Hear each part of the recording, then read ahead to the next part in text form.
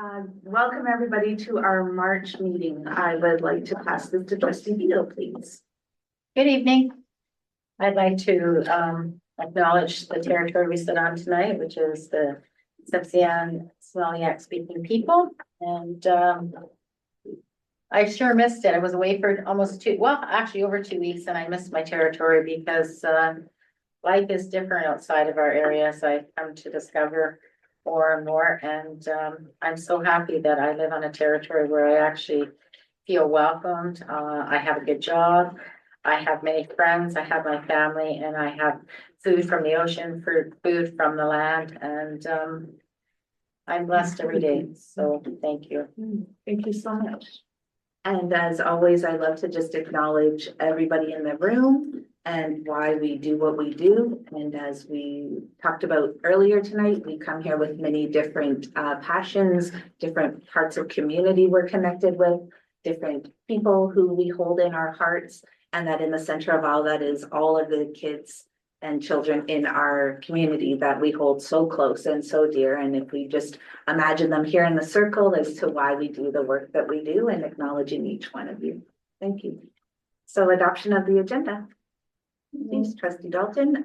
Sorry, we have an amendment and it will be under old business. And it is when we will be speaking to I'm just going to mute. Oh, ¿qué tal, Tani? Good, if you just want to mute yourself. Thank you. Sorry. Can you mute it? Thank you so much. और TV होते है नहीं होना और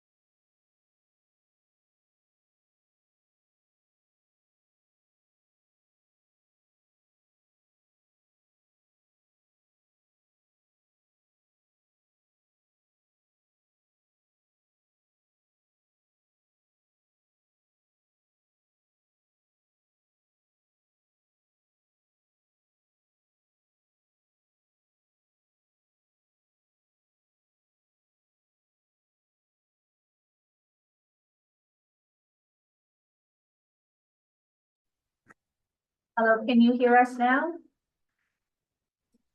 Yeah, I can hear you now. Yes. Oh, thank you so much for letting us know. Please. Good evening, everyone. My name is Jean, and as Andrew said, I'm the principal at Conroe Elementary School. My guest with me tonight is our afternoon walk leader, Cara, and she's been hired by the SCY, and what that stands for, the Society for Children and Youth of BC. So she is one of two walk leaders that we currently have at Conrad School. We have Kaya's Travel, who is an alumni of Conrad. She works the morning shift and Admin works the afternoon shift. Like, did you say 2 or 3 other jobs? One of the jobs. Which is very busy. It's very busy. So how it came about was a part of our knowing inquiry from last school year was attendance and how we noticed that many of our students weren't attending. And as a comment team, we talked about like what mitigating factors might be inhibiting families from sending their children to school. And one of the things that came up was sometimes kids with multiple families find it harder in weather like this to pack up their young ones and their school-age children and get them to school on a regular basis. And so that was an inquiry that we did last school year. Fast forward a couple months, and Ashley Daigle, who used to work for the city of Prince Rupert, actually had a connection with SCY BC and made the connection between Ildi Skolax, who is the person that we ended up working with initially before being introduced to we started a conversation last school year about piloting a project called the Walking School Bus. And so I've already heard from a couple of people, school bus, how does that happen? So before you throw the 1,000 questions at Alma, I thought it might be a good idea to first maybe do the video, and then we have a PowerPoint that we can go through. Okay. Looks for you. Mm-hmm.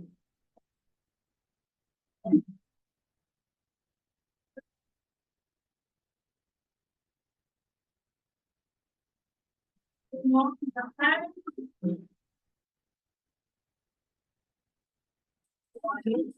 I'm Caroline, and I am a walk leader for the Walking School Bus. The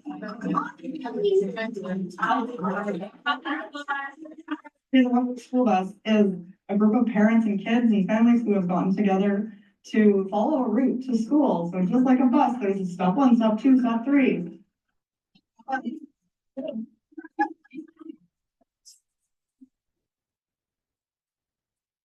My name is Nicole, and I'm a walk leader on Wednesday and Thursday morning. It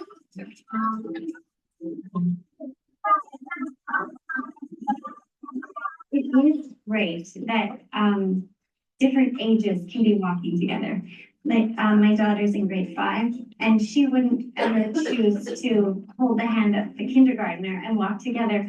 But in this, when they look up at you and say, "Will you walk with me and hold my hand?"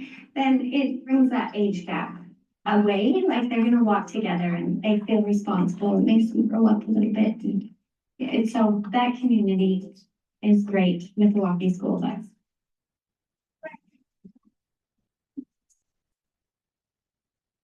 I was talking to someone the other day thinking like, oh, I bet there's gonna like be reduced bullying and reduced kind of like, you know, that stuff on the playground because the little kids have big kid buddies now.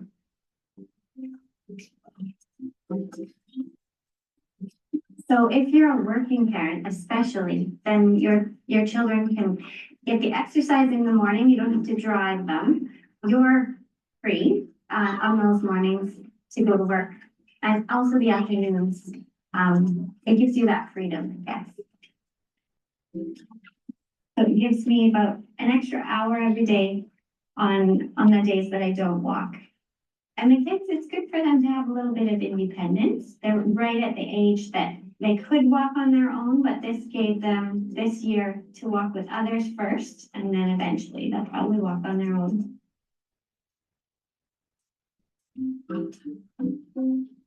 My name is Felipe Souza.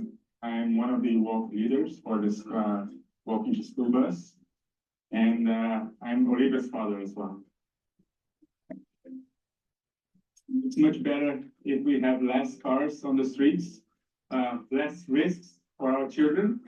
So yeah, it's great, much better if we can walk more. My name is Olivia. The best part of the Walking School Bus is that we walk together. Olivia, what do you like doing on the Walking School Bus? And no, don't just say talking to friends. Like walking and eating your snack. I've never seen you eat your snack.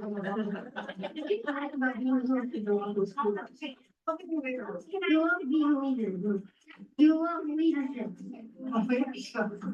I'd like to hear you say it loud and proud. I love leadership. Yes. Is there anything in particular that you like about anybody on the Walking School Bus? I think looking to know everyone. And know everyone. Yes. What all the older kids are up to. Yes. I started on the Walking School Bus, I didn't know anyone, actually. I knew of people because they're the ones that send out the email sometimes, but I didn't know anyone else, and so we've gotten to know like 20 different families. And the school has become like super fun because now when we go to events at the school, we know everyone from a bunch of different groups. I think it's a great initiative, not only in terms of the environmental actions that we can take, but also in terms of building healthy habits. Yes. How do you feel on Olivia by joining the Walking School Bus? I want her to understand that it's important to work for our community, to build up a good neighborhood, get to know our neighbors, and also the importance of walking whenever possible. I have to go now. Yes. Bye.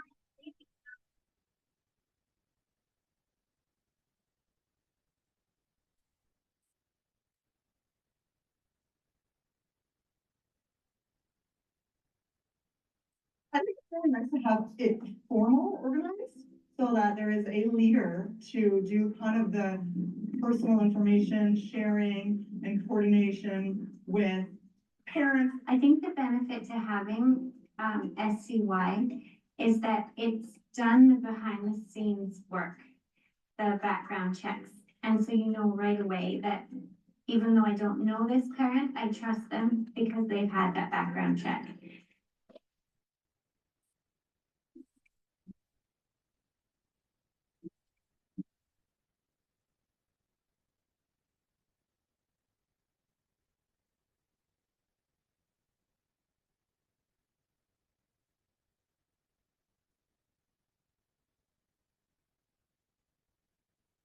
You guys are also prepared a PowerPoint with some speaking points that Emma can share, and then you can throw her your questions, because I'm sure there's a few.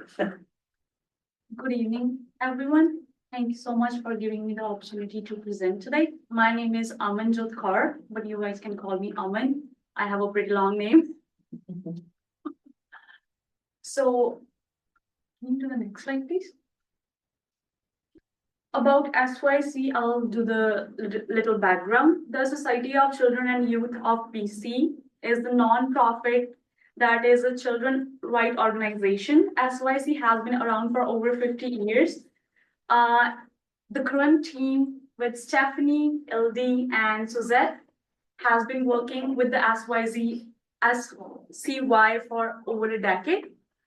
With the two main program areas at SYC is Children and Youth Legal Center, which is called CYLC, and the Children and Youth Friendly Communities, which is called CYFC. They both are informed by the UNCRCC and focus on children's right to participate, to have a voice, and shape the decision affecting their lives to grow healthy, safe, and thriving. The CYLC is a brief working towards children's right to justice, and CYFC focuses on children's right to the city and their community. Little background about the walking school bus. The walking school bus is an active transportation program that helps students to walk together with the safe and organized way led by trained adults. It was originally developed by the TransLink and later delivered by the SCY Society. During the 2023 and 2024 school year, the program ran as a pilot in 9 elementary schools. In Metro Vancouver, there were more than 130 participants. This helped reduce the car trips to school and also avoided over 3 tons of greenhouse gas emissions. In August 2024, the province of BC expanded the program across the province, and the Society of Children and Youth BC continued delivering the walking school bus program and piloted bike bus routes with the support of Hub Cycling and Capital Bikes. With the support of program grew to more than 20 schools across BC, reaching over 250 participants, avoiding over 7 tons of greenhouse emissions during the year 2024 and 2025. The walking school bus was launched in Prince Rupert last year. Right now, the model is the paid walking leader model. And we had 7 children in the beginning, but right now we only have 3 because 2 are not joining, and we have 5 open spots. Benefits of the walking school bus. You're pretty ahead. Go back up. Yeah. Yeah, this one. The benefits of the walking school bus is WSP supports health, students' health and mental well-being. Many children today do not get any physical activity. Walking with the school is simple, consistent way for students to stay active. They also learn crucial life skills like road safety rules, responsibility, and awareness of their surroundings. The walk to the school also creates a positive social environment where students talk with friends, build relationships, and start their day feeling connected. It also creates safety around the schools. Morning drop-off time can be very congested with the vehicles, and also increase risk of the accidents. By encouraging more families to walk instead of driving to school, reduce traffic in the school zone, and creates a safer and calmer environment around the school area. It also has environmental benefits. Fewer cars means less trips, reduce fuel use emission and a lower emission. By encouraging walking, we teach students about sustainable transportation and their environmental responsibility. Next slide, please. This is a summary of the program impact, including bike buses in our some regions. Sorry.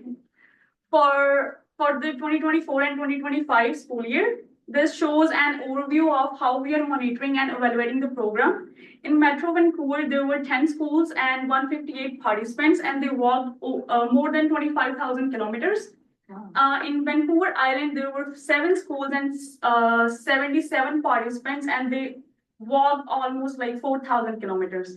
And the bike one is, there was only 5 schools, and they almost biked like 3,600 kilometers.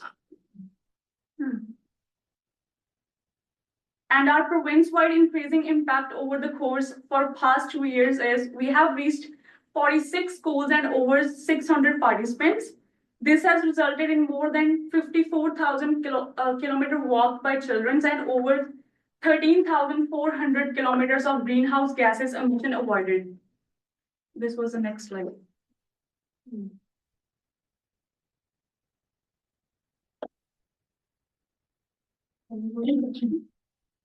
Next to this one. Yeah. So there is summary of benefits that kids have, their parents and the community has. A short walk can teach and help children improve cardiovascular health, build strong muscles and increase energy levels. Students who arrive at school by walking, they have more energy and they're ready to learn than the other kids who just drive to school. The program strengthens our community, schools and parents, volunteers and neighborhood become involved in supporting students. These daily interactions help build trust, connections and shared sense of responsibility for our children's well-being.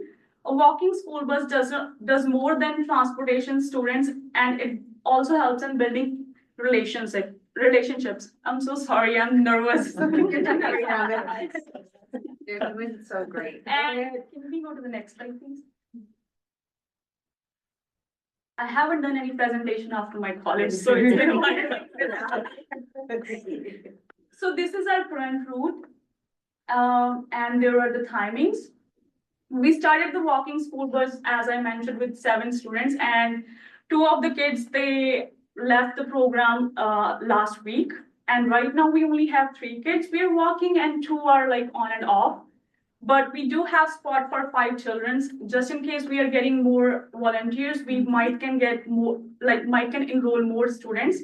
But right now our target is only for 8 kids because there's only one walk leader per walk, like in the AM and PM. Next slide, please. Here are some highlights and challenges we had. We had a survey done in February, I guess, in the end of February, and there were some highlights and parents mentioned their kids are really enjoying the walk and they're being open and getting more independent. And also I would like to thank Jean because she helped so much in onboarding the children that we have right now. She also helped us getting the families and the kids who were really interested in walking school bus, and we got them enrolled. The next one, please.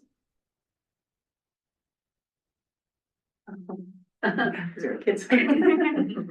And these are our plannings and opportunities for next year. We are looking forward to expanding walking school bus program to the schools in the community using a parent volunteer-led model, because right now we have only funding for the paid leader model for just another year.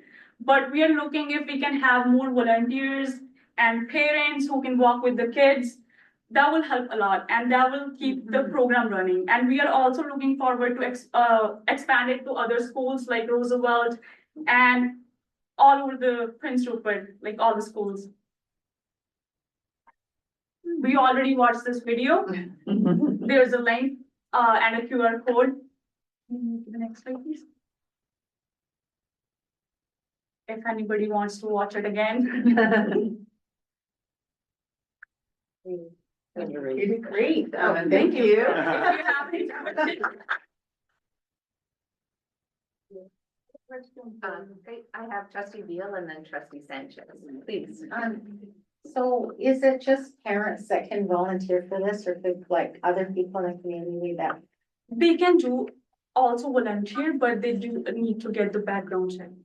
And that's why it's really nice to have SCYBC involved, is because when the initial conversations were taking part, Ashley Daigle, who was City of Prince Rupert, she's Port of Prince Rupert now. We initially talked about the intricacies of having perhaps maybe like a IOE question, if that could be like a support person. And so one of the things that, because it's a pilot project, is having paid leaders were done through the SCYBC, so that kind of mitigated that for now until we get a fulsome program in place, and then we can look at how we can bridge it between having like an education support worker also doing this on top of their 5.17 hours in school. Thank you. That's a good question though. Trustee Sanchez. It sounds great. My question is, do we have a childcare worker there outside at the beginning, or? To greet the walkers? Not yet, because by the time it's Caius in the morning, by the time Caius gets to school, the school's already open because our school opens at 8:30. Caius actually brings the kids that are with her on the walking school bus into the breakfast club, which is run by a support staff. Yeah, or to the library, which is also run by a support staff. So currently, as Amma was saying, the program is in the pilot stages, and right now we're paying walk leaders for now, but we're hoping to build capacity to either hire or to recruit parents to build community, or possibly talk within the school board about hiring and extending hours for a child, like a EA, an education assistant. Yeah, that was my real question. Yeah, I got you. Sounds good. Trustee Horn. Thank you, Amit, for presenting to us today. I think it's great when you hear the students say, I really love being on this bus. And so I think the points that came to me was that the parents can trust the bus for walking. They can, the mental health of the student themselves. The fact that it helps with bullying, it helps attendance, which are all good things. And the happier student is easier to learn. Because they come to school ready, because they've had a good time on their bus. They love their walk leaders. They love the walk leaders. Also, not only they involve in like different activities, like we do play games with them, we do talk to them, like there were so many talks they can usually have with their teacher, because teachers' attention is divided in the classrooms, but on the walks, we do pay attention because there are different stops and there are different kids who are going to different stops, that it gives us time to talk to them and play different games that they like. They have bubbles, they have whistles, they have balloons, but there's two little crates inside the office area at Conrad, and it's just like, they're just restocking. They say yes, they do have fun. Yeah. Thank you. Any further questions? I have one more question in terms of the person who's, let's say, childcare worker. Where would be the first stop that, where would they go? That's another really good question. So back in the planning stages, the City of Prince Rupert helped us because of Ashley Daigle's connection. We actually set up an information booth to, and we had a big map of our catchment area. And we actually had families that were attending the Conrad Family Barbecue tack up where they might be and where their routes that they usually take. And it was a very long, arduous process. And we actually had an east and a west route initially mapped out. And then the majority of the families that expressed interest were on the current route that Ammon does in the afternoon now. So, and it's actually been altered, I think, at least once. So it's basically, it's based on need and feedback from the families that are participating or want to participate. And the last two that we took on, the family recently split, so they spent half the time with mom, half the time with dad. Mom's on this route, except for they had to deviate off the original path because they wanted to pick up these other two. And these two kids were kids that we identified last year as not attending, specifically because of younger siblings. And when we have weather like this, the mom doesn't want to go out with the double stroller in the slush. So this is why the program works so well for us at Conrad's, because we can kind of try to support those families that might be needing this service. Wonderful. Wow. I want to thank you so much for the presentation. So I- good. Thank you, guys. Something that I heard, just attendance as you spoke of, also really building the community school beyond the school building, which I think is so beautiful. And then also kids can have trouble with transition. It can be hard to leave home, and how fun to be leaving home with a group and we're doing bubbles and we're playing, and so beautiful way to help with transition, because it can be quite hard to want to leave your cozy home on a day like today to go to school, and just a beautiful piece of people. It sounds like I see you light up when you talk about these kids, and just to walk with, right? Walking with is beautiful. Thank you so much. And thank you, Jean. Thank you.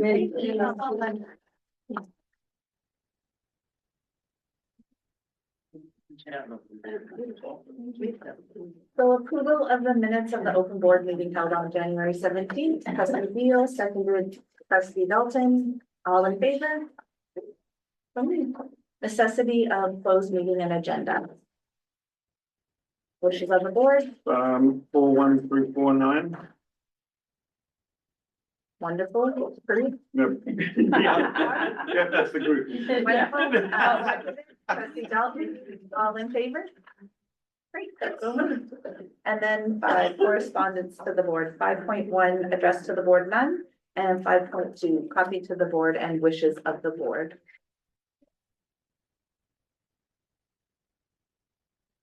Trustee Meyer, I'd like to make a motion to receive and file 5.2.1 and 5.2.2.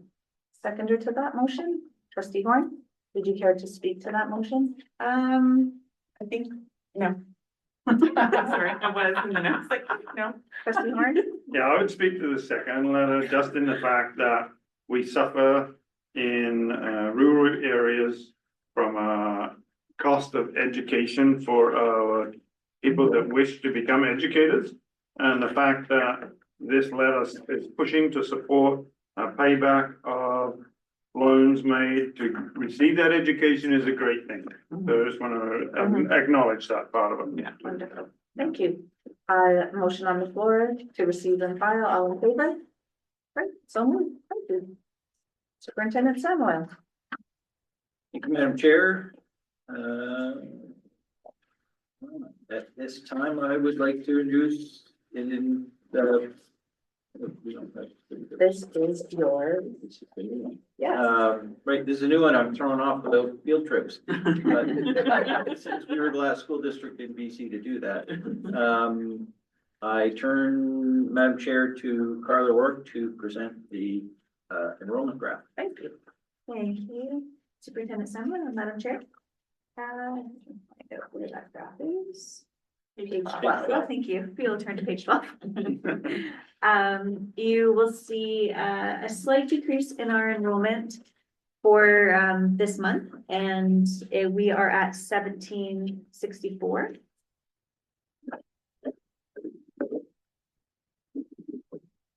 Down slightly from where we were last month. I see trustee Dalton. I have a question I never asked before, I don't know why. These graphs, obviously, first of all, I love them, and second of all, when I see those numbers going a little bit lower, does that mean that every month the government takes some money away from us? No. Just asking. Yeah. Can I? So, no, right? We don't lose money? So how it works is, there are specific dates during the year that the ministry considers enrollment. Now, it's important to say this, the biggest or the most important revenues that the school district receives, the school district 52 receives, is from the count done in September 30th. So if we receive more students after September 30th or the enrollment decreases, unless there are specific categories, like, for example, LS1, like the regular students, I would say there is no effect. If we have higher or lower, there is no effect in our revenues. There are, in February, there is a second count. And again, there are specific students that if we have higher or lower number of students, we can have an effect, not in the regular, grant. And then in May, I believe the last one. Again, for our school district, the most important one, the most important count is in September 30th. Sorry, for just Well, trying to be. thank you very much. That wasn't such a stupid question after all. No, no. Yes, thank It's you. very interesting actually, because again, for us as a school district, here in Cleveland, we don't really have a. Thank you very much.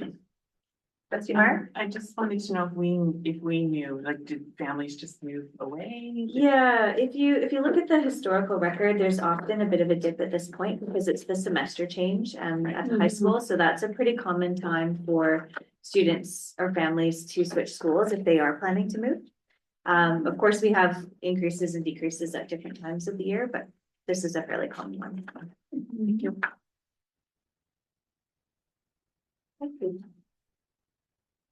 Thank you, Ms. Rourke. Many things, 6.1.2 upcoming projects, learning and other. Madam Chair and trustees, of course, there's a million things going on in our school. They are very vibrant places. It's exciting to see all the things going on. So this is just a very, very short snapshot of some of the things that you might notice if you're going into some of our schools. Student course selection is February 24th and 26th at Charles Hayes.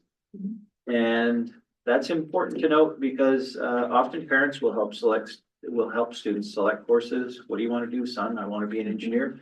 You want to look at these courses. So it's a very important time. And it also helps us to start that process of planning for staffing for next year. Senior boys basketball team attended provincial championships on March 3rd to 8th. The team finished 13th in the province. Recently, more than 40 French immersion students participated in the Concours d'Art Oratoire. Close? Very. The contest requires students to écrire and present a 3 to 5 minute speech in French. This is helping students to strengthen their written, oral, and presentation skills. Grade 11 student Kiri Orton was selected as the winner for her speech on the importance of bibliotheques, importance of libraries. Library. And a long time ago, I learned some French. She will represent School District 52 at the provincial championships at SFU Surrey campus in May. It's very exciting. Yeah. Good stuff. Okay. Students in Specialized Science 12 learned the process of smoking black cod with Miss Slayton and Mr. Oski.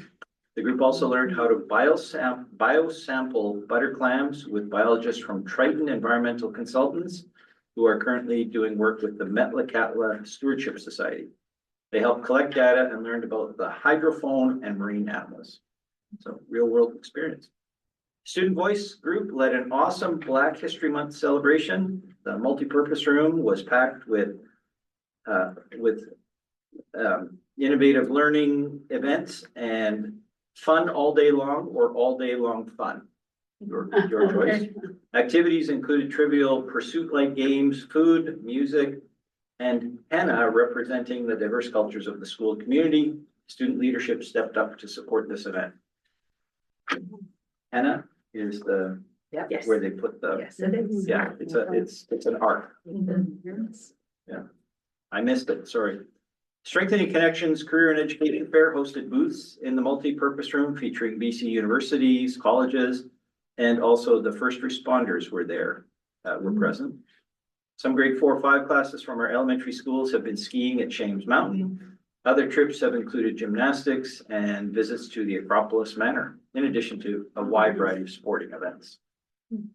PRMS students held a student versus staff basketball game on March 4th. They're also going skiing on March 6th and will be holding the medieval fair for the grade 8s tomorrow, March 11th. I wonder if they'll do it with the current weather we have outside. Would be iffy. Yeah. Learning updates have gone home around the district last week and many will go out this week. Early learning and childcare, the early years fair was a success. Approximately 150 people were in attendance, including children birth to age 6, Parents, guardians, and grandparents, community involvement and support for this event is particularly important, as many connections are established for families. The next year's initiative will be Ready, Set, Learn. A team of Strong Start and PACES hub coordinators and district staff will be having a brainstorming session to generate changes of format and delivery for Ready, Set, Learn. The purpose of the change is to have a higher participation rates of 3 and 4-year-olds with their families. The first learning series session for kindergarten and grade 1 teachers, learning service teachers, and Strong Start PACES hub coordinators is on Monday, April 13th, 3:30 to 5:30 p.m. Carrie Crump from Ministry of Children and Family Development will be presenting on dysregulation strategies through a trauma-informed lens. Lastly, I recommend trustees and the public and those who are in our audience today, check out the many social media opportunities in our schools to see what events are going on. And that, Madam Chair and trustees, is my report for March. Thank you. Any questions? No, it's always busy in our district. Busy, busy, busy. We're busy, busy. And now, before I pass this to the Secretary Treasurer, I would just like to acknowledge Enrique for all that you've done for our district. It's been wonderful to have you. I will miss seeing you, and I can speak for the board. I think we're all very grateful for the work that you've done, and thank you. Now, please, your report. Thank you. Again, it has been a pleasure to work with all of you. I really enjoyed this place, especially working with Mr. Andrew, my team in finance, Brittany, Danny, Alicia, and of course, senior management team. Yeah, I think thank you for the opportunity to learn from all of you. Has been such a ride. I enjoy it.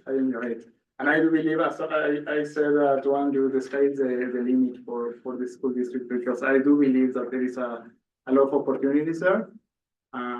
Anyways, we'll start. Okay, so going to the fun stuff.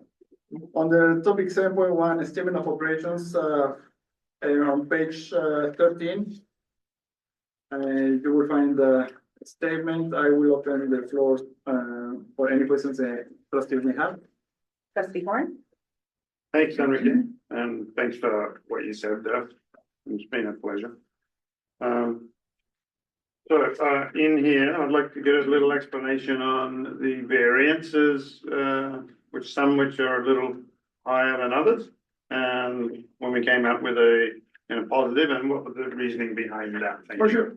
So if we look at the statement of operations, top portion of the statement shows total revenue of $17.2 million, which is, first of all, a positive variance compared to budget by $34,784. Now, if we look at the variances, we see that under other revenue, there's a positive variance of around $22,000. Based on the information I have, is coming from the golf tournament fundraiser, which again is good because we have additional money.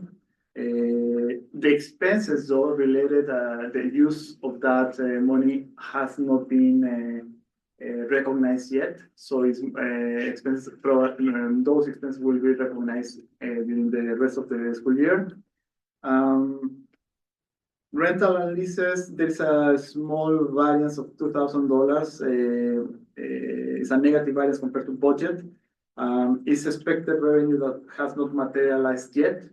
There is some expectation that later in the year that revenue will be collected. Interest income, good news is the school district received $14,714 more than expected. At this point, we are looking at $120,000 in interest income. Again, this is not an investment income; it's an interest income, and the target is $159,000 for the whole year. So I think we are in a good position to reach that income.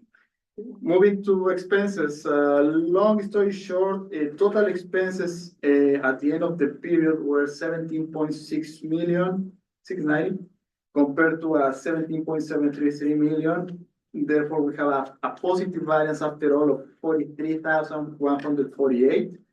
Looking at the most important or significant variances, we look at teachers. There's a positive variance of $32,256. We keep learning about how challenging it is try to forecast this as close as possible, but there are different situations, and that is hard. However, the good thing at the end of February is that the variance is positive. Hold your horses. Doesn't mean that suddenly we have $32,000 more for the end of the year. The expectation is that part of that positive variance is going to decrease in the next months. Again, there are some things that are tricky to capture when we are doing the budget, but again, at this point is a positive news. Now, also it's important to look at substitutes and replacement, because sometimes we have that positive variance in, could be in teachers or support staff, and then we have that negative variance in subs and replacement of TTOCs. And that is the part that maybe is people that for some reason is on leave or 6 days, and then they are covered with part of that replacement, exactly. But again, overall, it's a positive variance. EAs at the end of February, we see a negative variance of $41,000 when compared to budget. It's important to say that, and in the past, I believe I have mentioned this, our target for EAs for the whole year is 2,453,543. So any spend higher than that amount will be covered with a special purpose fund called a community link. So at the end of February, that 41,747, actually in March, that amount will be reclassified to a special purpose fund. And I have my brain is looking at me like, we have been talking about that, so that is going to happen. The idea is that if, let's say for March, the idea is that when the statements are presented, that variance probably you are going to see going forward as zero variance. It means that any amount that may have at the end of the period was already reclassified to the special purpose fund, a community link again. Support staff is a positive variance of almost $30,000. Again, this one is a little bit tricky. The team is still working on trying to assess better this or understand the behavior of this account better. Again, it's a positive news, but also could be a timing situation involved there. Employee benefits, we see a small positive variance. Again, in the past, I mentioned that I was expecting to see a decrease in that positive variance that we were looking in, especially at the end of last year. Now aligns more with reality. So we don't expect any variations or negative variance when compared to budget.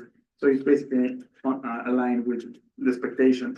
Services and supplies, we see a positive variance of 20,563, and I would say the same for your horses in a way that we may have some invoices, and some people, meaning me, maybe having some invoices on my desk, or it's the normal stuff. Sometimes could be some timing involved, but again, so far the numbers that we're looking is again look good. At the end of the day, the net deficit for the period ended at February, we see a deficit of 762,208, which goes in line with the expectation for the whole year, which is a deficit of $744,000. Maybe there could be some possibilities of ending the year with a little bit better, a better result that included in the amended budget. But again, there are so many things happening. As you can see, this beautiful weather is not helping our budget because we incur more labor, more everything. But anyway, so far we don't see any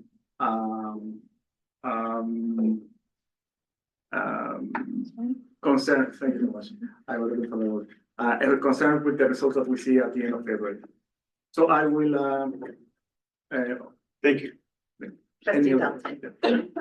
In following the money, I would like to ask you, can interest income become an investment income? In what regard? Like, Because you made sure to tell us that this was an interest income, not an investment income. what is the difference between both of them? Well, I just want to know if one can become the other. Normally when we say investment income there is some risk involved in that. Like when you have some sort of investment, let's say in public markets or that kind of stuff. I don't believe that the school districts can do that. I'm sorry if I have never seen that. Why? Because you can end up losing money, like, you know, like So sometimes. it's not impossible, it's just that we don't do it. Honestly, I don't know if even we are allowed to do that because that money could be in jeopardy. That's right, it's correct, there are guidelines from the ministry on not investing in high risk. Much like pension plans are right, most of your cash, if it's surplus, is invested in term deposits, very safe and secure. The same for school boards, they can't invest in cryptocurrency or whatever, you know, or tulips or, you know, yeah. Thank you. Yeah. Yes, thank you. No, it's okay. Any further questions? Thank you. Thank you. Okay, 7.2, 26-27 budget topic.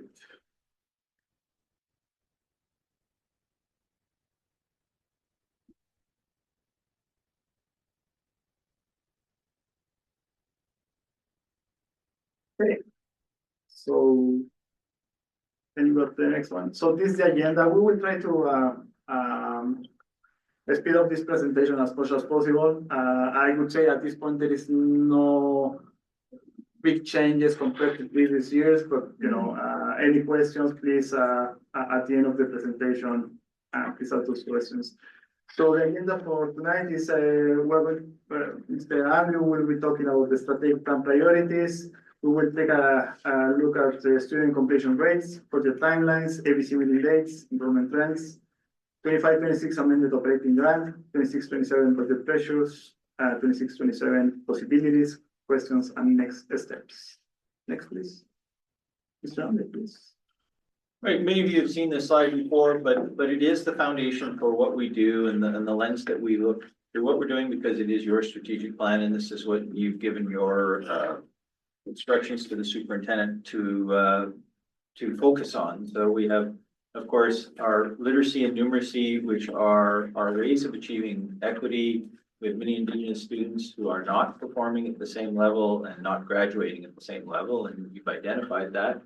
And you've asked us to look at that, and that is the completion rates, whether it's a 5-year or 6-year. We know the ministry prefers a 5-year, and we're working with students, obviously, to try and ameliorate that. And then we have truth and reconciliation. This is foundational, and we've talked about this before, that it starts with the bus driver who sees you first thing in the day, and if they're angry with you and not pleasant, then you may not want to get on the well, not the walking school bus, you may not want to get on the bus, but it is true, where the walking school bus also, as you've seen in the presentation, a pleasant attitude and cheerful and encouraging students to come with them to go to school goes a long way.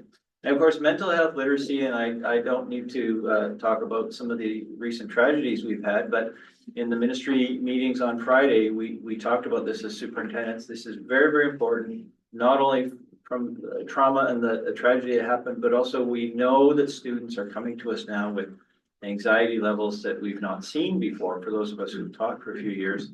And it is our obligation to work on mental health literacy with our students to make sure they have the skills to feel good about their work that they're doing in our schools and to be, to graduate with.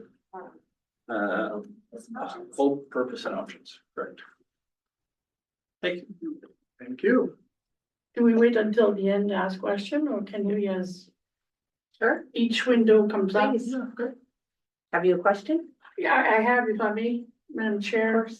We're talking about student anxiety and mental health and that sort of thing.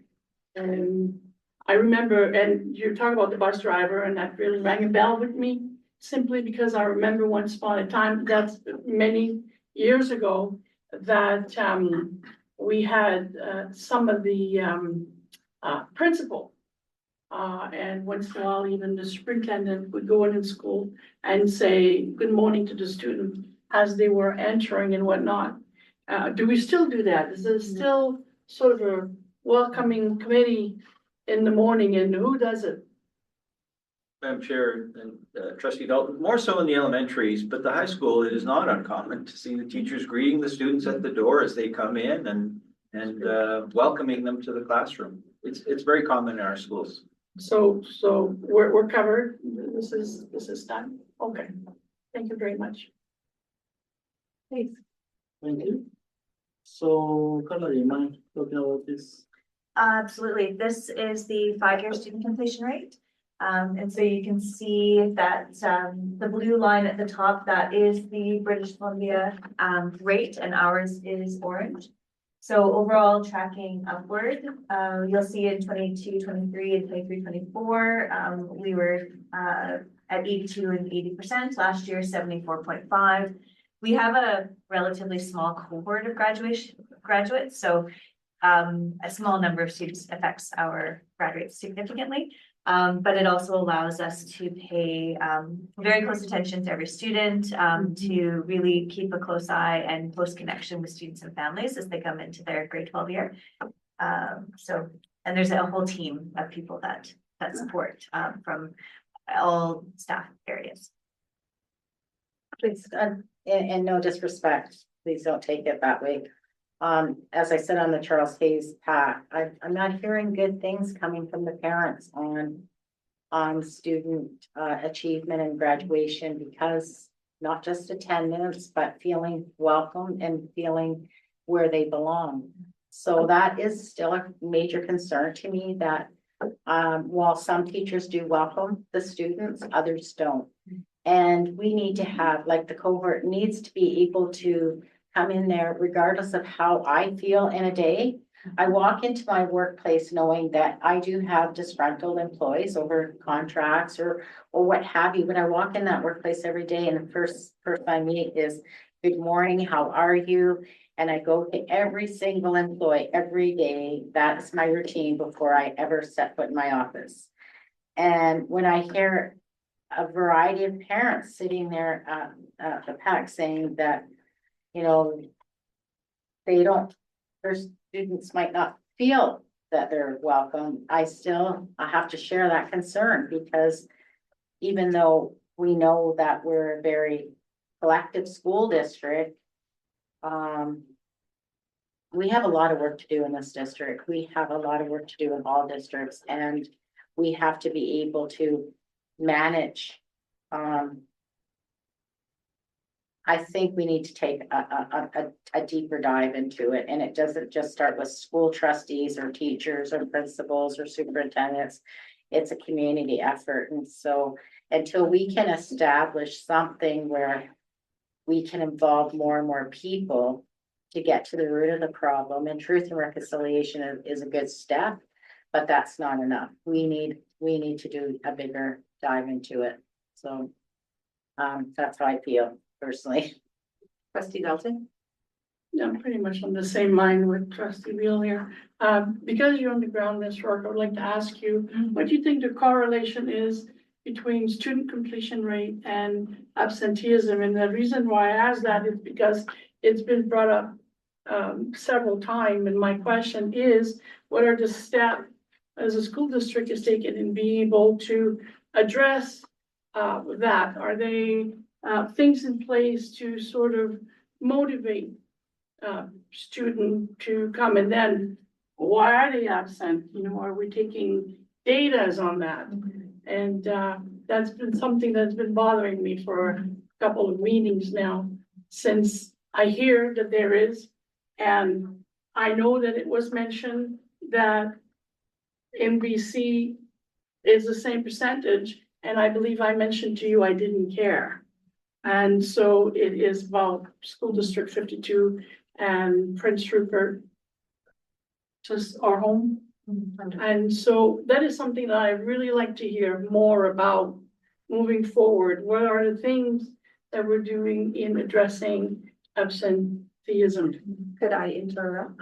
Wonderful. So I think this is beautiful working session information for all of us. And I also feel that the large framework and extending an invitation to all trustees, not just the two that sit on the committee, is a wonderful place as well to come and gather information about all of those things and hearing student voice who is at the meeting. Love that. Yeah, thank you. And thank you for your question. Will it happen soon? Large frame is on Thursday after school.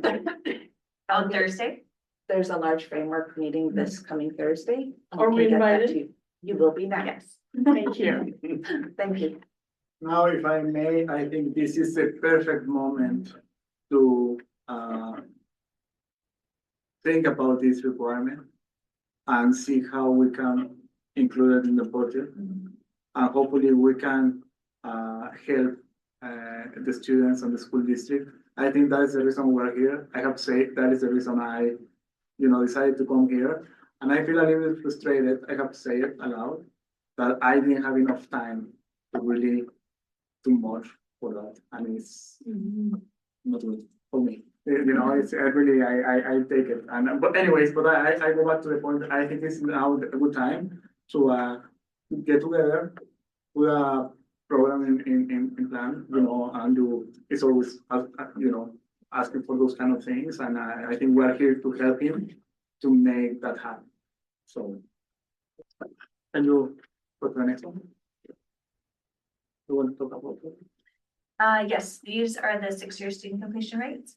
So these represent students who enter in grade 8 and don't quite finish in the grade 12 year, take an additional year, sometimes the full year, but quite often 1 or 2 classes. And so you can see that we've made some pretty strong gains in terms of reaching parity with the province, specifically in 22-23 and 23-24. And then again, a slight decrease in 24-25. But overall, a trend upwards.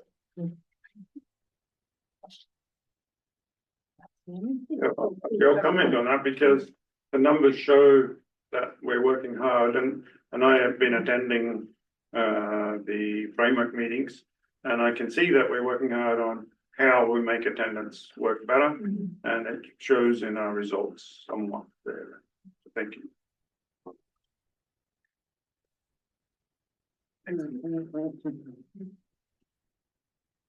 Next is our budget timelines. So this is the slide you're very familiar with. The top portion is the 25-26 amended budget. So that's the budget that we just approved in February. And the bottom portion is the 26-27 preliminary budget, which is next year's budget, and that is what we are focusing on today. I also just wanted to point out that we are where that star is there on that timeline. And in 2 days, this Thursday, we actually have the ministry funding announcement. Dun, dun, dun, dun,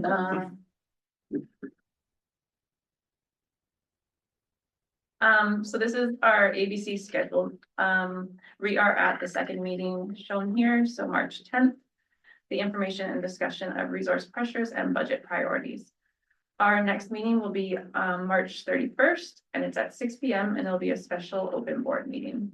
And that'll be a working session with board, senior staff, principals, vice principals, all of our different groups, as well as the community.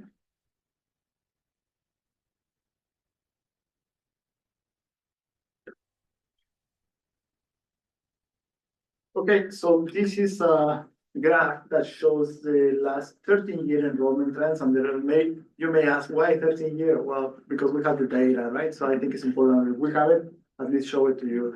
And we can see back in 2013, The school district had more than 2,000 students. As we can see, 25-26, this current school year, we are in the 1700s. So that is, can you go to the next one? Next slide. Thank you. So that one actually shows the specific enrollment, sorry, for every single year. So as I was saying, 2013, we have the school district had 2,083 FTEs. Right now we're in the range of 1,794. So going back to the question from Trustee Dalton. So at the end of September, the enrollment was 1,794. And we were looking at the preliminary graph in attendance, I think it was. We see a lower number. We don't have any effect in the revenues. Thanks so much in the enrollment at the end of the month. So we don't have any negative effect or positive in case we have an increase in attendance. Next, please.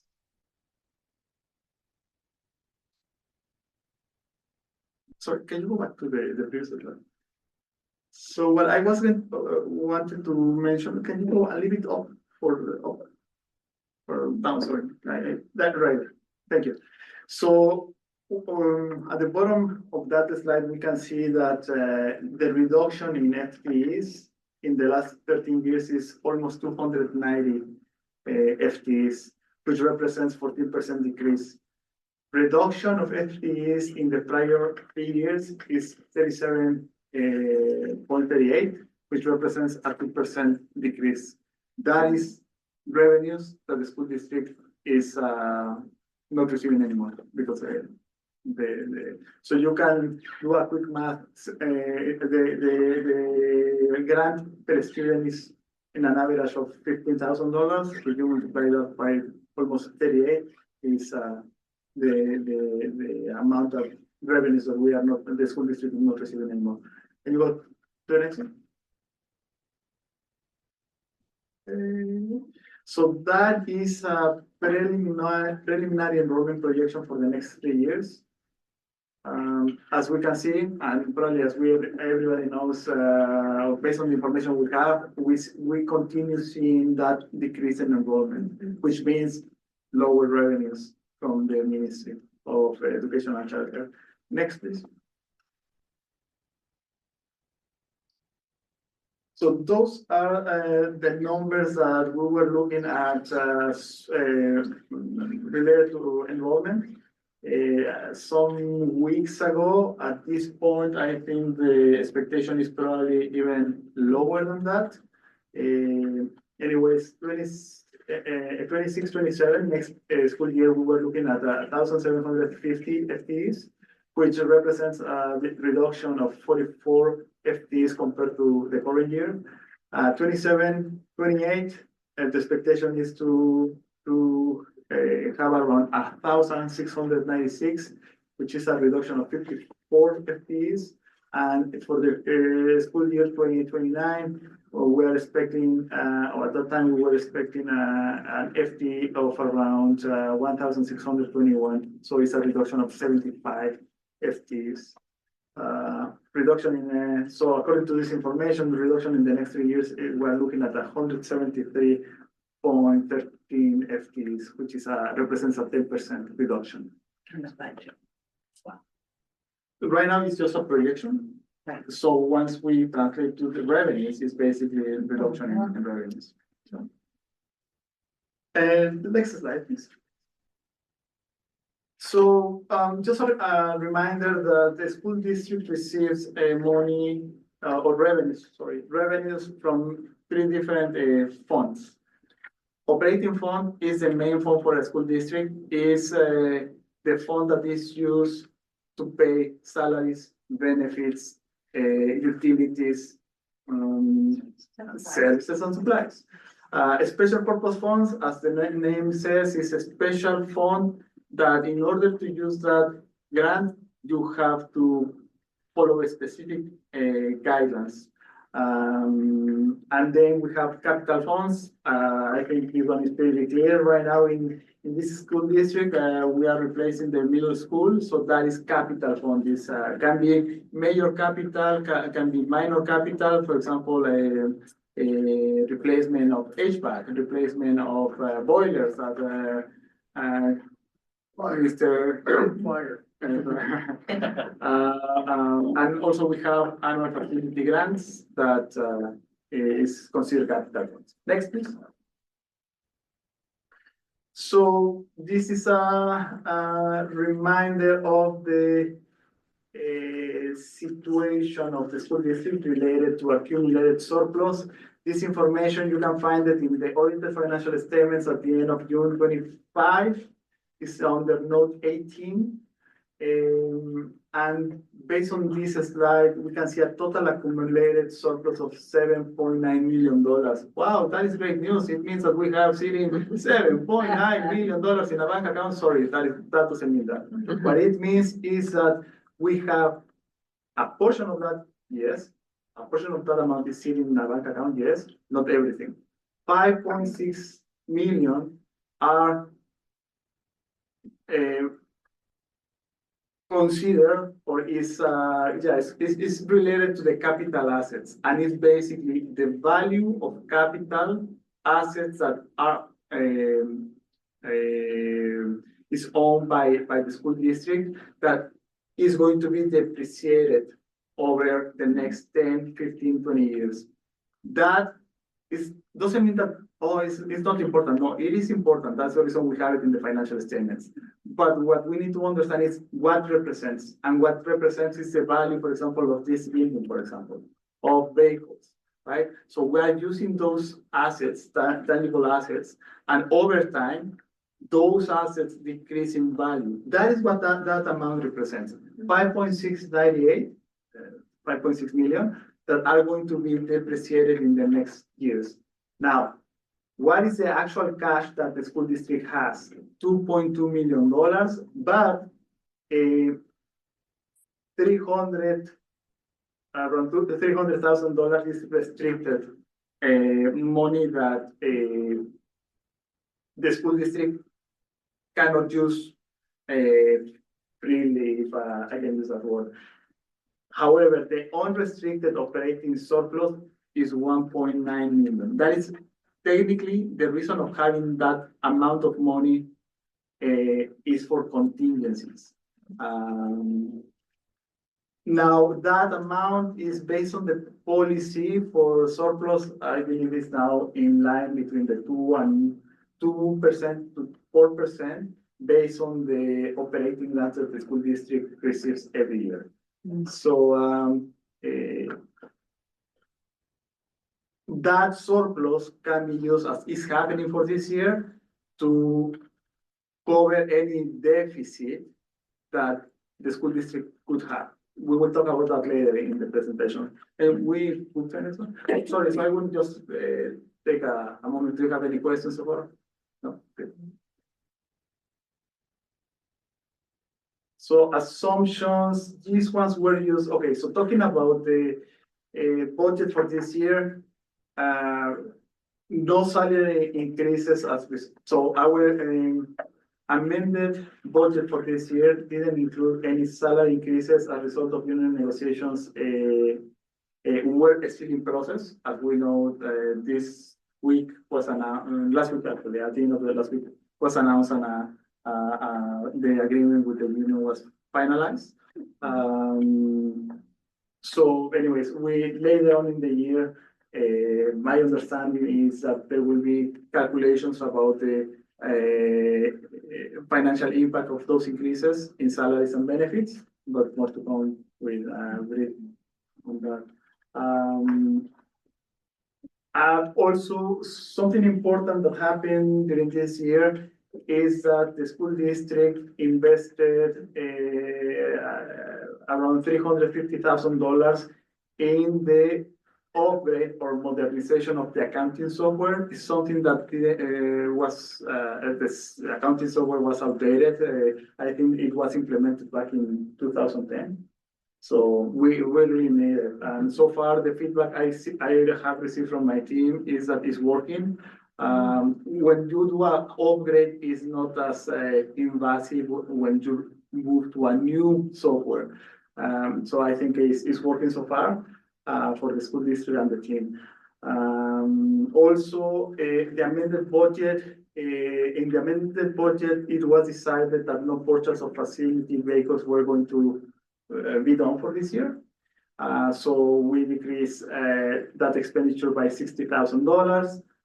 And we continue reviewing operating expenses as close as possible, as much as possible, vendor invoices and other, administrative processes. We also are looking with magnifier glass, the special purpose funds to maximize those funds. Next, please. I have a question. Please. The facilities vehicle, $60,000, so that gets pushed back. Does it, the decision on that for the following year, now to make sure all the vehicles are a little bit older, does that just take place during next budget? So this one is for the current. Yeah, I understand. And so does that continue next year, or do you just do another discussion then and decide then if you're going to This is the starting conversation for the budget for the next year, right? So I think again, is when all these ideas of, how we can improve the school district in general is about academics and literacy, numeracy. Also is about this part, the minor capital projects, fleets and so on. Just to clarify, so what Enrique was just speaking to is actually the amended budget that was just approved in Yeah, February. I understand. So then basically next working session is when we can discuss stuff like that. Yeah. Thank you. Okay, so that one is Also, sorry, for clarity as well, it's not like the money that we're not using towards that vehicle can also be taken and put into classrooms, is that not correct? Please. Yeah, so that one actually I can, so that's called local capital, so it's actually taken, it can be used in other operating. That is a really good question. What happens is with this kind of assets, the source to pay those assets is operating fund. So you can decide as long as you have enough revenues is when you can do these decisions. Okay, so that one is 25-26 amended budget comparison. I will not go into the detail for now, but because basically the bottom line stays the same, or pretty much the same. So next, please.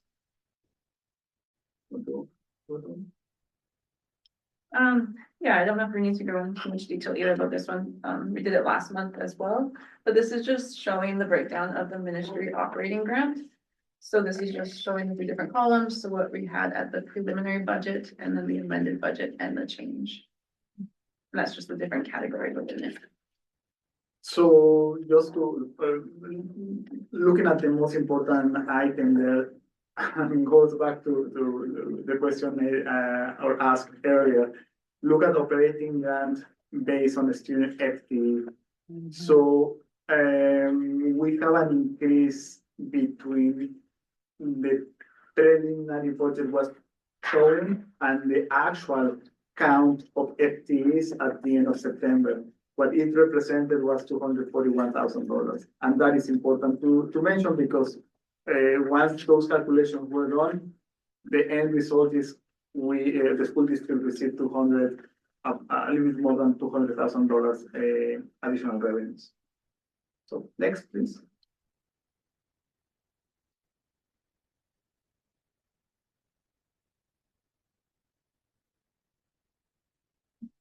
So this is just a pie graph showing you the operating revenues. It's just a nice visual to see that 90% of our funding is from the operating grants.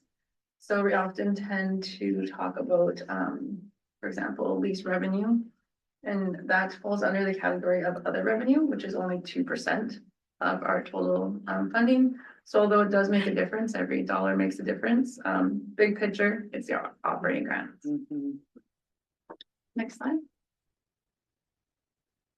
And then similarly, this is a pie graph of our operating expenditures. And again, this is just a nice visual to show you that 88% of our funding is going towards people. Okay, thank you. Then this one is projected unrestricted surplus. So this slide, what is showing is the surplus at the end of June 30th, 2023. At that time, the school district had $237,000 as surplus, again, unrestricted. Then at the end of June 2024, the school district, or during that year, the school district received from the Ministry of Infrastructure around $1.055 million as reimbursement for expenses paid in previous years related to the middle school. And that year, the school district generated a surplus of $179,000, which by the end of June 2024, the school district increased the surplus from $237,000 to $1.2 million. From 237 to 1.472 million. Then last year, the school district ended up with a surplus of $428,000. And I also need to say, part of that is part of the decisions that our superintendent did. I can mention different ones, but there were some changes in positions that reported to me or Andrew, and there were good decisions at that moment to say, you know what, hold a little bit, rehiring, let's wait to see what, like we have that flexibility at that time. And thanks to those decisions, we actually ended up, instead of having a deficit for that year, we ended up with a surplus that year. In this school district, what I have learned is everything matters. Small, medium, big, adds up at the end of the day. So at the end of last fiscal year, June 30th, 2025, the school district ended up with $1.9 million in surplus. Right now, again, the amended budget is projecting a deficit of almost $745,000. So the projected surplus at the end of this fiscal is around $1.1 million. And I think a note there also is, had we not gotten that reimbursement, we would only have been sitting at a surplus of 100,000. And had whatever happened here with this 428, we would definitely be in arrears. So, part of what I have been doing, and I will just talk a little bit about that in the last year and 5 months, is try to help to create a framework, a structure that hopefully helps with the decrease of revenues that the school district will have. There is no doubt in my mind about that. If someone believes that suddenly the ministry will bring $500,000 more or $1 million more, well, I'm telling you, that is not going to happen. So that's the reason, Andrew and I have been working together on, okay, what are the areas that we, the school district can take the future in their own hands, right? So those are the kind of projects that we have been working for the last, again, year and 5 months. And hopefully, at the end of the day, that helps with a surplus in future years. So next, please. So now we're moving on to our special purpose funds. So up to this point, we've been focusing on the operating funds. And now we're going on to our second funds, special purpose funds. So I think you're pretty familiar with this as well. We went over it last month for the amended budget as well. So I won't go over it in detail, but just a reminder, as Enrique mentioned earlier as well, special purpose funding is provided by third parties for the sole purpose to carry out a function or activity. So some examples are school generated funds, scholarships, and ministry designated activities. So in other words, it's third parties giving us funding, but they're telling us exactly how it has to be used. And then this slide just shows us the variance between our preliminary budget for the current 25-26 year and the amended budget. Next slide. And then this is our third category of funding, the capital funds. So Enrique was discussing it earlier, but I'll just go over a few pointers again here. So this slide, as a reminder too, is of our current 25-26 year amended budget. As we receive further details from the ministry, we'll up this budget for next year. And saying that, again, as Enrique mentioned, this isn't the capital budget in the way that you would think of it. So for example, it doesn't actually include our middle school replacement project or any of our capital projects.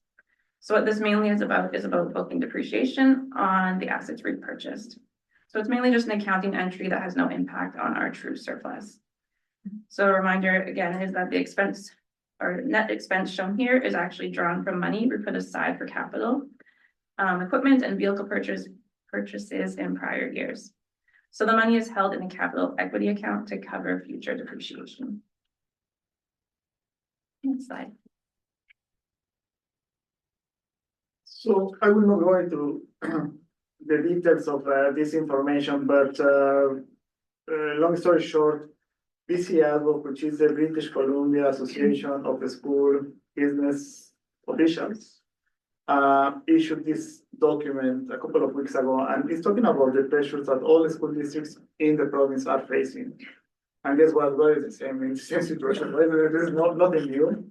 It is unfunded inflationary cost is basically, I think there is a strong belief that the grants that the school districts are receiving are not aligned with the inflation that we're having in the province. And I think everybody that goes to the supermarket can confirm that. Budget rigidity is, I think in this case, they are talking about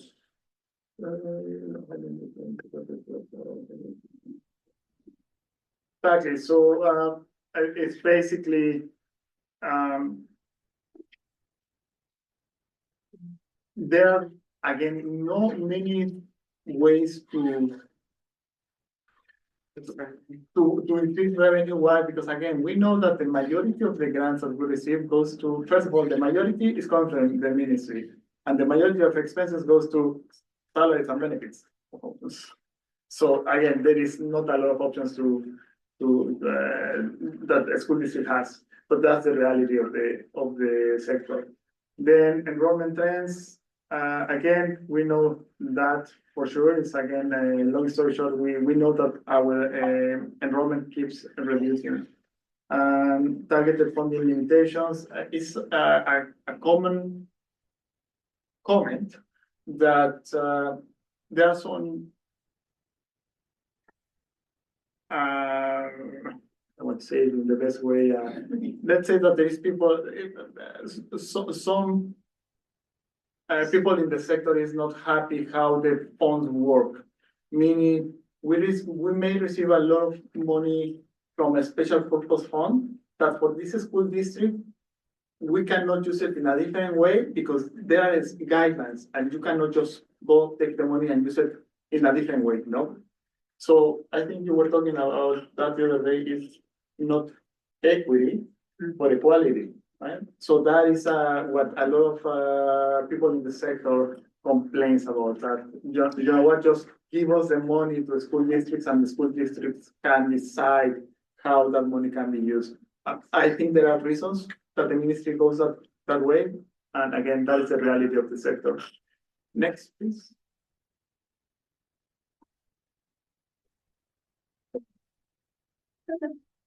I think we touched on a lot of this. Again, we did touch on, or we went through it all in detail last month. But we'll just quickly go through the list. So these are the pressures that we are considering for next year. So inflation, like Enrique mentioned, student enrollment decline, class composition changes. So that is additional support needs that we may need in our classrooms, for example. Variable temporary funding. So that could be things like special purpose, where maybe we receive it in 1 year and not the next. Wage increases, potential IT upgrades and cybersecurity, climate change, which includes snow removal and utilities, new ministry legislation, and then the last one on there is potential ERP system upgrade. We just wanted to keep it on the list, but cross it out just to show that we did do that in the 25-26 year.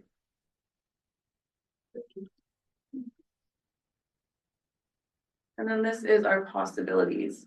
So as Enrique mentioned earlier, we are taking a closer look at our special purpose funding and just, I guess, taking a closer look to see if there's anything that we can potentially transfer over from operating over to special purpose funds just to reallocate those expenses there. Looking into additional grants that we may be able to apply for. Additional sources of revenues, including our commercial kitchen. Property maximization and leases, which we've talked about throughout the year. Potential reductions and potentially increase in our international students. So can you say that? Trustee Horn. Sure. ERP on the previous page, that was your software for Yeah, the. sorry. For the Yes. thing, I just want to make sure that's what that was, yeah. Yeah, so it's our accounting. The accounting software, yeah, As well as our HR, our accounts payable, Yeah. payroll. Yeah. Everything. thank you, yeah. Thank you. Again, something that I wanted to talk about is, as I said before, there are different areas here that for the last year, the team, senior leadership team, have been working together in many of those areas. Even though you see it probably in the previous years, again, we are keep looking at these special purpose funds.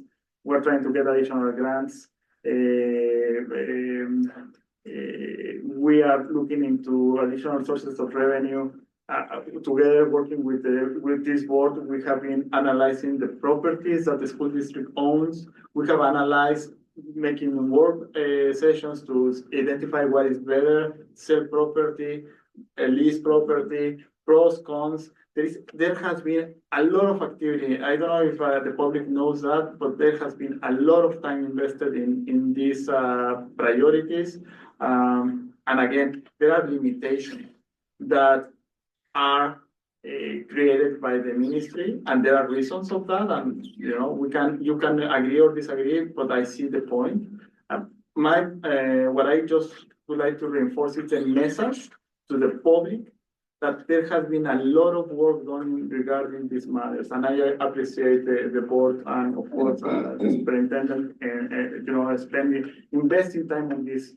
Again, looking into potential reductions is a daily thing happening. And also international students, I know that there is some traction on that regard. So again, this is something that we're not just waiting until, guess what, the budget is going to start. No, this is something that has been happening for many months, and I just want to send that message to the public. Do you have any questions? Thank you.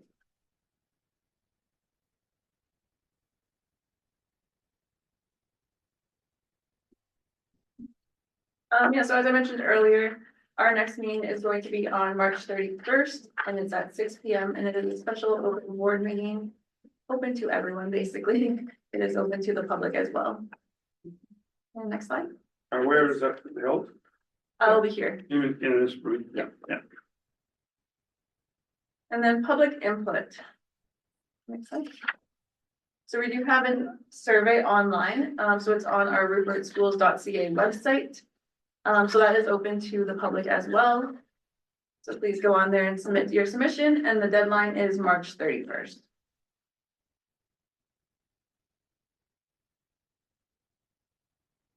Any questions? Thank you very much. Yes, thank you. Thank you. Thank you. Okay, 7.3, Port Essington bylaw on page 14. You will find disposal of property bylaw as part of the information related to this bylaw is bylaw number 2026. And the school district was contacted by the Minister of Indigenous Relations and Reconciliation regarding 4 lots located in Port Essington. Those lots has been, first of all, probably you are familiar with the area. I understand it's a remote location. The ministry has offered the school district to $10,000 for each lot. So we're talking about $40,000 in total, plus $2,000 in legal fees. So my recommendation to the board is to approve this sale. The proceeds from this sale will remain with will by regulation, according to the school act, need to be kept as a capital revenues. So First, a question? Can you expand on that? yes, so again, the school act restricts the proceeds of any sale of capital assets, meaning that you cannot use it for operating to cover any operating expenses. Should be just capital, meaning what we have mentioned earlier in the presentation of the budget can be used for upgrades of HVACs, boilers, facilities in general, no maintenance. It has Can we to just be put it in the bank and exactly. let it grow? You can, yeah, for sure, we can do that. Yeah, no. It's a really good question, by the way. It's Lock her in, because at least we can. I could say, based on my experience working for the school district, and I think everybody knows that as well, the pressure is in the operating budget. Is again, the fund that we're using to pay salaries, benefits, supplies, utilities, that is the pressure. Capital, I have to say that the ministry, and based on my experience and also working with our director of operations, I think it has been pretty helpful in covering many of the expenses that the school district has. Actually, I should recognize that we see that help from the team at the Ministry of Infrastructure. Okay, thank you. Any questions on the bylaw? Then I'll pass this over to trustee Meyer. Your favorite. My favorite. Do I read it first? You only read the first Yeah. paragraph and then you only have to read the first paragraph. And the PIDs, the 4 PIDs. And just, do we need a motion for 3 readings tonight? Yeah, that's what I wanted to know. Yeah. I'll make that motion to adopt all second 3 it? readings and adoption of bylaw 2, 2026. And seconded by trustee Huang, and all in favor? Thank you. So moved, please. Okay, disposal of property bylaw number 2, 2026. Whereas the Board of Education of School District 52, Prince Rupert, in these bylaws called the board may exercise a power with respect to the acquisition and disposal of property owned or administered by the board only by bylaw. And sorry, just amendment, it's disposal, it's acquisition or disposal. Oh, sorry, did I say and? Sorry. B, the board is a registered legal and beneficial owner of the following parcel or tracts of land, together with the improvements and fixtures thereon located in the former town site of the community of Port Essington in the province of British Columbia. Then it lists the 4 lots. C, the board wishes to dispose of the property by selling the property to His Majesty the King in right of the province of British Columbia as represented by the Minister of Indigenous Relations and Reconciliation for the gross purchase price of $40,000 in Canadian currency. Do I keep going? Nope, you now read the motions. Where am I reading after that? Read for the first time. Oh, sorry. Okay. This bylaw may be cited as school district number 52, Prince Rupert, disposal of property bylaws number 2, 2026. Read a first time the 10th day of March. Yep. I'm just thinking 2026. Seconded, thank you, all in favor? So moved. Read a second time, the 10th day of March 2026. Seconded, trustee Horn, all in favor? Wonderful, so moved. And read a third time, passed and adopted on the 10th day of March 2026. Seconded, trustee Dalton, all in favor? So moved. Thank you. 0.74. I'd like to make a motion to extend. Thank you. And we have agenda, so I don't need a seconder, I believe, or do? No. Wonderful, thank you. So there's a motion to extend the meeting until we've completed the agenda. Please. Thank you. 7.4, school fees and deposits. I will open the floor. The information is on page 16. I will open the floor for the trustees and in case they have any questions. Once. Twice. I think that we, in good conscience, I think that the board should recognize this by resolution that we accept these school supply fees deposits. And by resolution, meaning making a motion that we approve it, because technically it's us that has to approve the fees. Wonderful, so we have a motion on the floor to approve the set fees. Seconded, trustee Meyer, would anyone please question? The parents pay that? Thank you. We have a motion on the floor, all in favor? Wonderful, so moved, thank you. Good.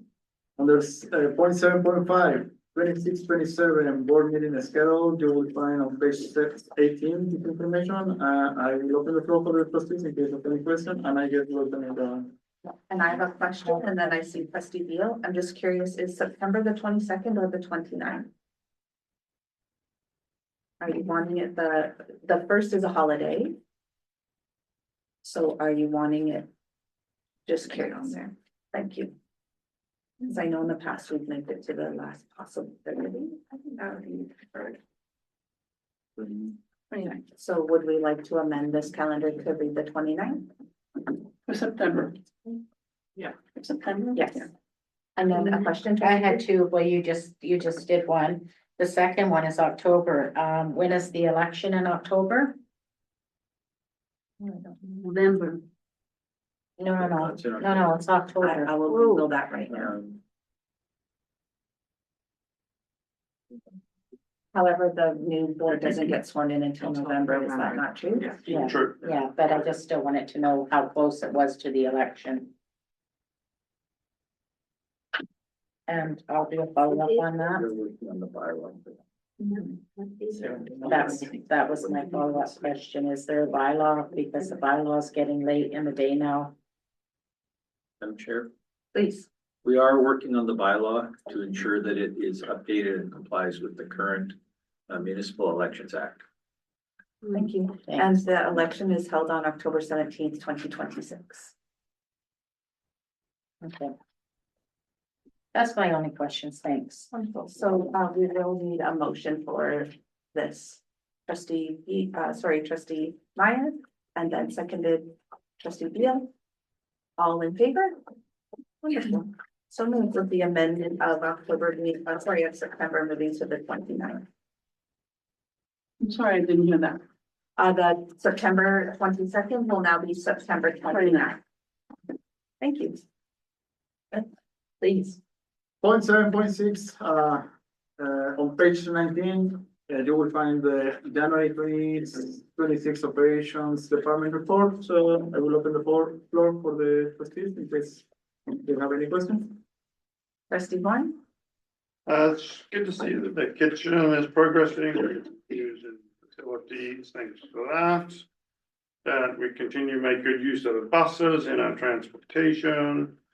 And I made a note about the fact that older, more experienced employees who are beginning and retire off from the district, it's tough to get replacements for them as to bring people in and not need to be trained. It takes a lot of work. And thank you, Kevin, for the effort you put in with our operations department. Thank you. Any further questions? Danny, thank you. Thank you for your report, Mr. McElroy. Point seven, on page 20, you will find, January 2020. Sorry, should read that February 26, Information Technology Department report. Sorry, All good. And the IT report says March. Is it February? they issued them in March. Wonderful. Yeah, until that's February. Wonderful. So both will be amended to March, to February. Wonderful. Please, trustee Buell. Just a question. Windows 11, are you having many issues with it, or is it smooth transaction? So, Like the transition? yeah, so right now,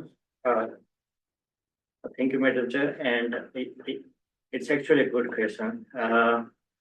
Our Windows 11 image is ready, and right now we tested that image in Booth building. It's running fine. I have not seen any issue right now.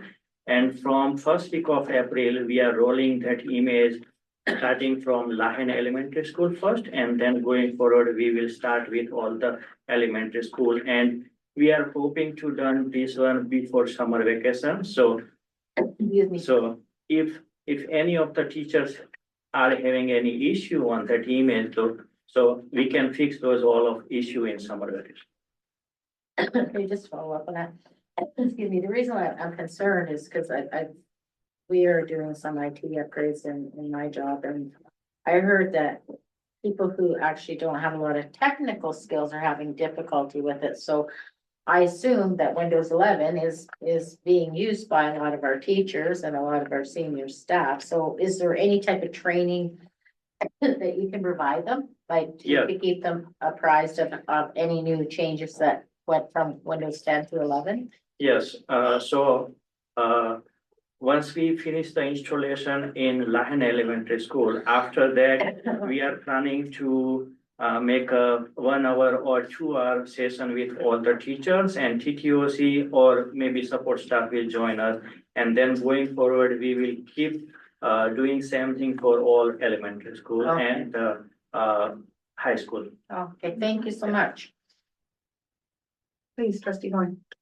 Thank you. I'm glad to see that the IT department is continuously keeping the Prince Rivers School District up to date by doing these upgrades. Thank you very much for looking out for us in that way. Thank you, and Madam Chair, that's my report for the month of February. Thank you so much. And thank you for your last report. Thank you very much. And he dropped the mic. Wonderful. Now we can move on to committees, financing and building committee, trustee Meyer. Oh, we did not. Oh, thank you. Framework for enhanced student learning. This coming Thursday at 3:30 in this room.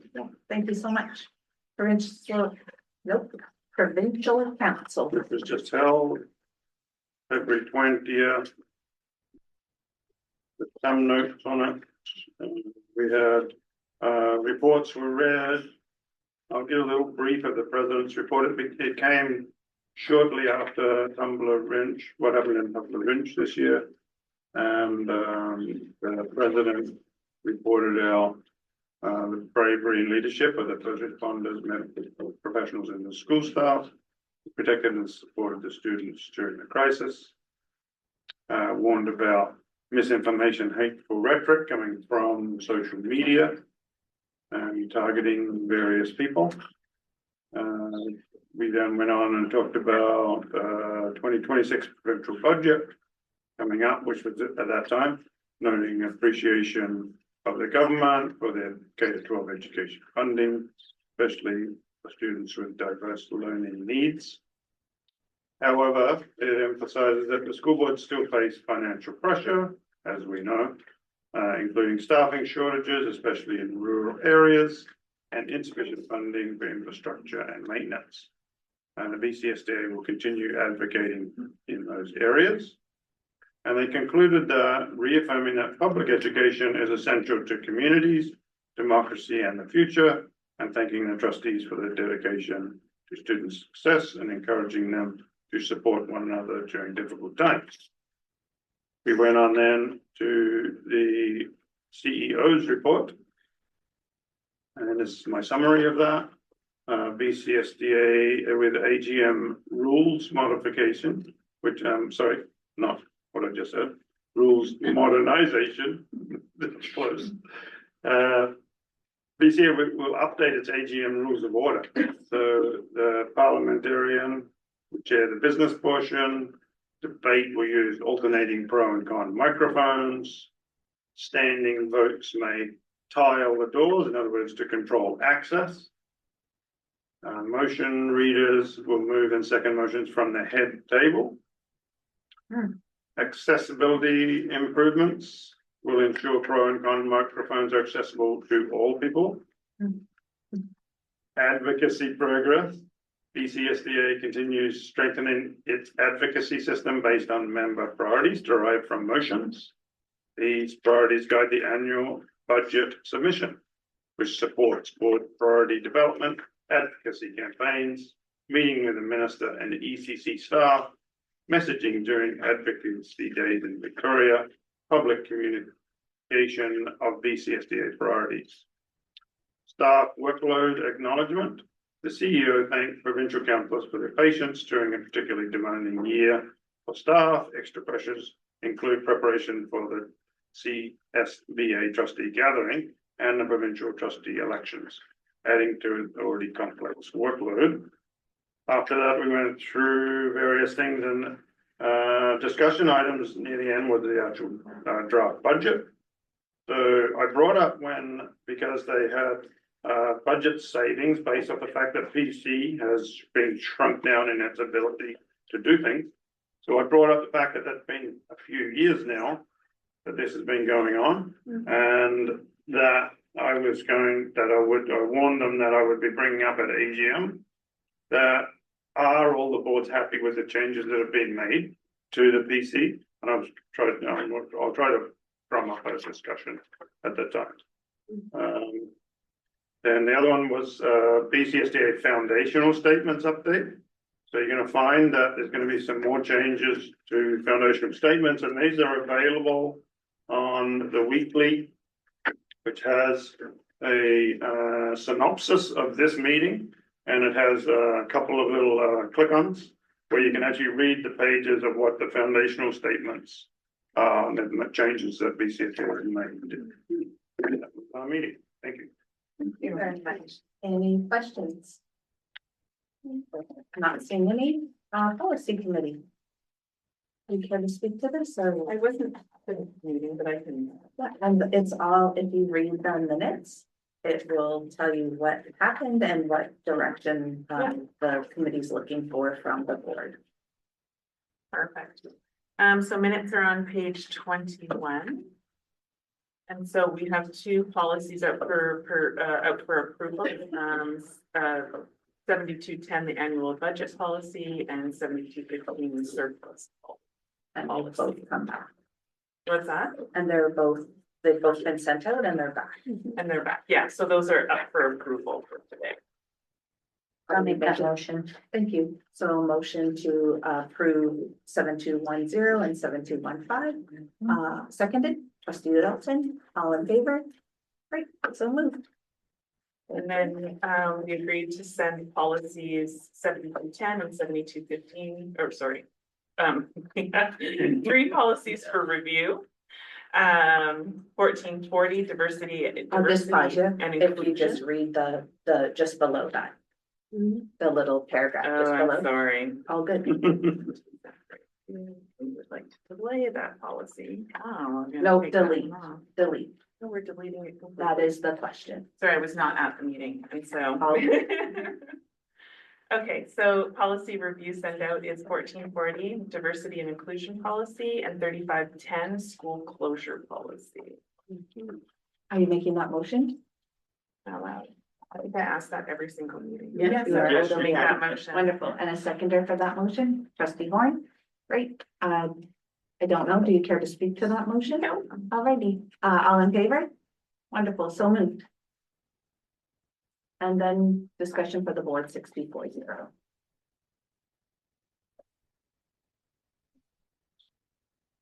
So we're looking to delete this one, correct? So I can speak to that if that's Yeah. okay. That would be my question, yeah. Wonderful. So, looking and, beyond that, and this has been sent out to everybody, is that BCSTA did a board policy review, really looking at what kind of policies should be included, really narrowing down. I believe Vancouver School Board now is at 25 policies, if I'm not mistaken, and I counted our policies, but quite a lot more policies. And so at the last meeting, you may remember the policy committee brought forward a policy they felt wasn't really a policy, and perhaps to delete that as well. The movement for boards is to really focus on policy and let admin work be admin work. So if you look at the rationale behind this one, I spoke with the attendees at the policy committee, was this to me does not read as a policy. It really is a structure. It is really regulation or even an admin process. It doesn't say anything here, any kind of a policy. So just the request is, and the rationale is that is why we would remove it from our policy rotation. Any questions, please? So going through that review here, which you've included in, I see that what BCSDA is trying to get us to do is they're thinking that we are doing too much work of administration and we're putting our fingers in too many pies. And so Exactly. we're getting our fingers slapped. And what I would offer is, Superintendent Samuel was speaking of board meetings that are 40 minutes. And what the actual business that is covered in those, and also the work that is done in committee, right? That's where the chunk of work comes, and then you come to board meeting and you have your board meeting, but the work of the board has happened in committee. Is that fair to say? Great. Yes. And so in that view, is that something that we intend to do? In that view, this is really being strongly advised, if not beyond advised, by the Ministry of MECC, Ministry of Education and Childcare, as well as BCSTA doesn't really govern us, but they really put a lot of work in as to where, like this isn't a policy, this is really direction of operations. And also I would offer that this was probably created by the Secretary Treasurer of whoever made this. So that's not a policy, right? That's a regulation, or that's even an admin process.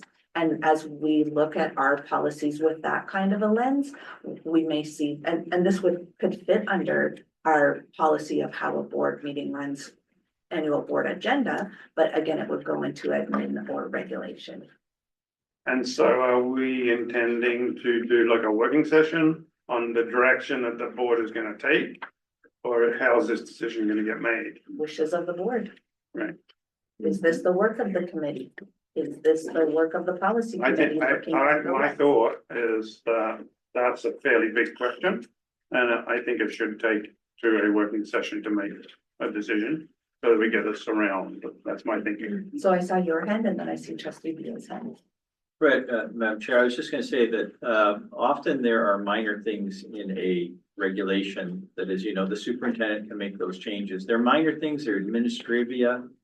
And, we generally inform you through just telling you through an email saying, I changed this or I changed that. It's really fast because it's responding to a need, as opposed to waiting for you to have a policy meeting, then send it out for review and then receive them back a month later.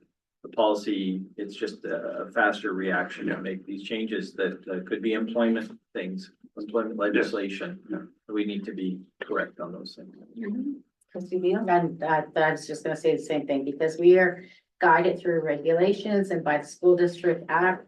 There's so many redundant policies. I've looked at our policies over and over, and I actually feel that we're wasting so much staff time with a lot of our policies, and I've said that prior to Kate ever being a chair many years ago, when we hired someone to vet all of our policies, I said, I think it's a waste of money. We are regulated through the School District Act, and we're tying up hands and all this red tape that doesn't need to be here. So I'm willing to have a working session and attach it to another venue that we're we're going to talk about. But I don't want to have a separate policy, a working session just for policies. I don't think it's necessary. So I don't know that a decision will be made on that No, this evening. not tonight, not But tonight. definitely, it sounds like there's, discussion needed. So, there's a motion on the floor, I think, of the wishes of the board regarding this recommendation. Please, I make a motion that we erase 6240. thank you. Seconder to that motion, trustee Beal. Do you care to speak further to that? No, I think this is a great start. All in favor? Great, so moved. Thank you. Great, District Technology Steering Committee. Is it not 844? Oh yeah, 844, sorry, thank you. That is the accompaniment book that you Oh, I see. eloquently spoke to. Yep. So really for your use, for you to have now a copy book of what was sent to you virtually, and also to guide the work of the policy committee to come. And also if there's a bigger policy committee that's working really on streamlining policies, there's an actual some resource for you. It's on the view set, it's already, we just said staying, didn't we? That's what I said. I mean, I sort of didn't. yeah. And I have a printed copy. Yeah. I'll look at the virtual. All good. Hold true for this. Wonderful. So, and that's 8441. If you have any questions at a later time, you know where I am. Great, thanks. 8.5. Did not meet, yeah. Wonderful. And just for clarity as well, Superintendent Samuel and I were speaking of this, of these standing committees. The perception could be in community, wow, that committee doesn't meet, not all committees meet monthly. No. So really just to have that absolute clarity, what happens monthly, PAC meetings happen monthly, committee meetings where we're meeting, talking about happens monthly. My goodness, sometimes I could be at the board office every day of the week. Many things happen monthly, weekly for us, as well as this meeting. So just in perception of the community is, why do they have that on there? That is a committee. That is a committee that somebody has, a standing committee we've identified, and they might not meet every month. So thank you. Old business calendar. Thank you, Madam Chair. There's an error in the calendar that we presented to you. There's an addition error that our school days in class should be 175, not 174 as published. And we have to have that to the ministry by the end of this month. So rather than call a special board meeting, if you allow an amendment to the calendar. And it's not in your package? Yes, but it not was in. last- Okay. It was presented last month. We don't. Okay, Trustee you Moore? know which one. We don't need Yes. it. Trustee Moore? Does it School year. require a motion? Yes. Yes. Yeah, good. Are you making that motion? I haven't seen, what am I making? What's the change? The changes to go is to correct the calendar to say 175 days of instruction, not 100. And does the calendar have 175? My days colleague, of instruction? my learned colleague is bringing it up on her I computer. have been re-adding it up all day. All meeting, I just learned of this today. 99% sure, that it is. So I'm good with that. Yeah. Indeed, So I'll 175. make such motion. And seconded trustee Duncan. Any questions? The calendar that you have made the motion for will have a 175 days of Yes, instruction. on it. indeed. Wonderful. Thank you. All in favor? So moved. Thanks. Now I adjourn. If we're wrong, we're having a special meeting. Yeah. March. And then another question that came up at the agenda meeting was perhaps removing new business from the calendar since the whole meeting is new business. Yeah. So Yes. maybe that's a redundant to have number 10, so I don't know that that needs a motion. I would think that this list is in the bylaw somewhere, no? Not that I No. could find, but No, okay. so please. Madam Chair, you follow Robert's Rules of Orders as a guide, but it's your meeting and it's your agenda. So you don't need a motion to change your agenda. Fair? Fair. Great. New information items. Spring break is this Friday. Well, no, there's school this Friday and then spring break until the 27th of March. Then into April, Good Friday on the 3rd and Easter Monday on the 6th, very early this year. BCSTA AGM is April 9th through the 11th, where PC will be hearing motions and doing the work of trustees. BCSSA is April 16th and 17th. Board of Education meeting, our meeting again is April 21st. I also want to add in here March 31st, as was shared by our team here. A few times March 31st, 6 p.m. I think the time here is the open meeting to whomever to work on the budget of the school district. And then back to our meeting is on April 21st, and then there's a professional development day on April 24th. Please. Oh, and I just want to add to the information that today, Charles Hayes, we had a visit for the trades program from the Big Cheese Craig from Trigon, and his associate Lee came with him. And we toured him around the trades program basically, and it was a fantastic review we got from them, as they're sponsoring part of that Are program. they giving us money? They've already sponsored part of the Wonderful. program. Yeah. Thank you very much for sharing that. Thank you. We now have a 10-minute question and answer period. Going once. Going twice. Oh, no, please. on the agenda or the calendar. Yes. Just wanted to check, because when we reviewed the calendar, we had said that Pro D days, Pro D days, it says that there's 7 of them, but we only have 5 Pro D days. The other 2 are implementation days, and so there should be differentiation between those. Or calling them non-instructional days would be adequate too. Will we take that back for Yeah, consideration? certainly. Wonderful. Thank you. Yep. Any further? No. Yeah. Yeah, absolutely. Sorry. No. We're on it already. Counting yet again. And the last call for questions. Great.